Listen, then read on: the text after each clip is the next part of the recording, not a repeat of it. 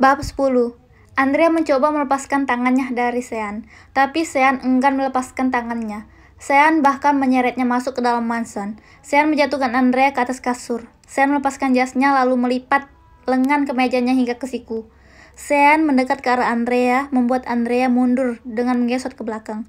"Mau apa kau?" teriak Andrea membuat Sean bertambah kesal. "Mau menembakmu," jawab Sean menekan suaranya sambil mengeluarkan pistol kesayangannya dari balik pinggangnya. Saya menempatkan pistolnya tepat di kepala Andrea. Andrea menggelengkan kepalanya. Air matanya sudah keluar sekarang. "Aku tidak mau mati," ujar Andrea memejamkan matanya dan dengan cepat menghapus air matanya. Kalau kau tidak mau mati, kenapa kau kabur, sialan?" teriak Sean kencang memenuhi gendang telinga Andrea. "Kenapa aku kabur? Pertanyaan macam apa itu? Bukankah sudah jelas apa alasan aku kabur dari sini?" jawab Andrea berusaha tenang dan menghapus air matanya yang sudah mengering. "Kau," ujar Sean geram dan mengarahkan pistolnya lagi di hadapan Andrea. Aku kenapa? Mau menembakku? Mau aku mati? Tembak saja," tantang Andrea menatap Sean dengan berani. Sean memegang erat pistolnya. Ia memejamkan matanya lalu mengeluarkan pelurunya dari pistolnya, sehingga terdengar suara letusan. "Ah!" teriak Andrea sekencang. Dengan tangan yang gemetar hebat, Andrea memegang keningnya dan tidak menemukan darah di sana. Andrea menatap Sean lalu jatuh pingsan. Dengan cepat Sean langsung menangkap Andrea agar tidak jatuh ke lantai. Sean sengaja melesetkan tembakannya. Mau bagaimanapun Sean tidak sanggup menembak Andrea, wanita yang amat ia cintai. Melukai seujung kuku saja Sean tidak sanggup, apalagi membunuh Andrea. Mana bisa Sean? Sean menghela napas, lalu menggendong Andrea dengan membawa Andrea ke kasur. Setelah meletakkan Andrea ke kasur, Sean mengambil pelurunya yang menembus meja kaca rias yang Sean siapkan untuk Andrea. Sean kembali berjalan ke ranjang dan menghampiri Andrea. Ia mengelus sayang rambut wanitanya. Bagaimana bisa wanita yang amat sangat ia cintai meminta mati di tangannya, sedangkan banyak orang di luar sana memohon untuk tetap hidup padanya. Tidak tahukah Andrea betapa khawatirnya Sean tadi ketika mengetahui Andrea kabur dari mansion dan jantungnya terasa copot dari tempatnya ketika melihat Andrea dengan sukarela masuk ke mobil Lois. Sean sama sekali tidak bisa membayangkan hidupnya jika pria hidung belang itu sampai berhasil menembak wanitanya dan Andrea pergi darinya untuk selamanya. Untung tadi Sean cepat datang dan berhasil menembak tangan Lois. Kalau Sean terlambat sebentar saja, sekarang Andrea hanya tinggal nama saja. Lois, pria busuk itu, akan mendapatkan pelajaran yang setimpal darinya karena berani mengganggu wanitanya. Sean menghela nafas, membayangkan Andrea tertembak membuatnya pusing dan kehilangan dunianya dalam sekejap saja.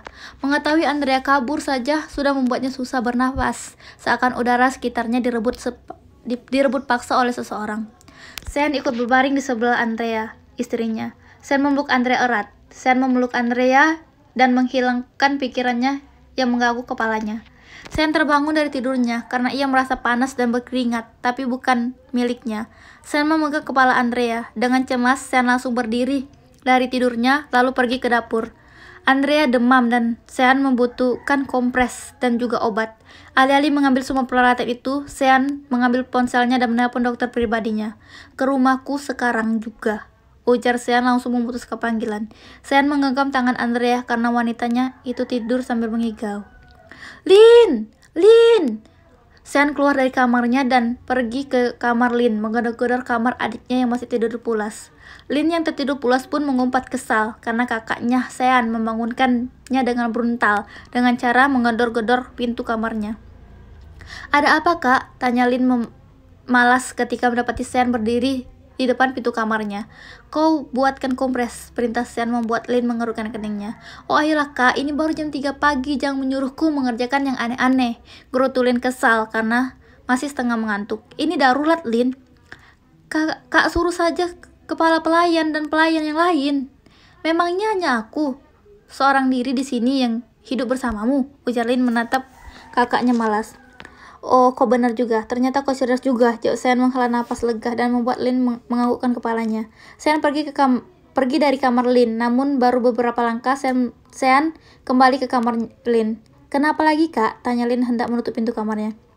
"Aku tahu ada banyak pelayan di sini, tapi kakak mau kau yang menyiapkan semuanya, perintah Sean membawa Lin merengek pada Sean.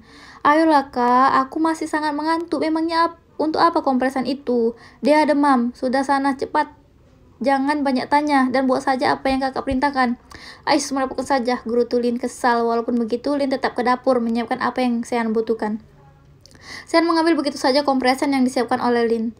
Terima kasih. Kembali, kakakku yang jelek, ujar Lin menyindir Sean karena pria itu sama sekali tidak berterima kasih padanya. Padahal Lin sudah rela bangun hanya untuk kompresan itu.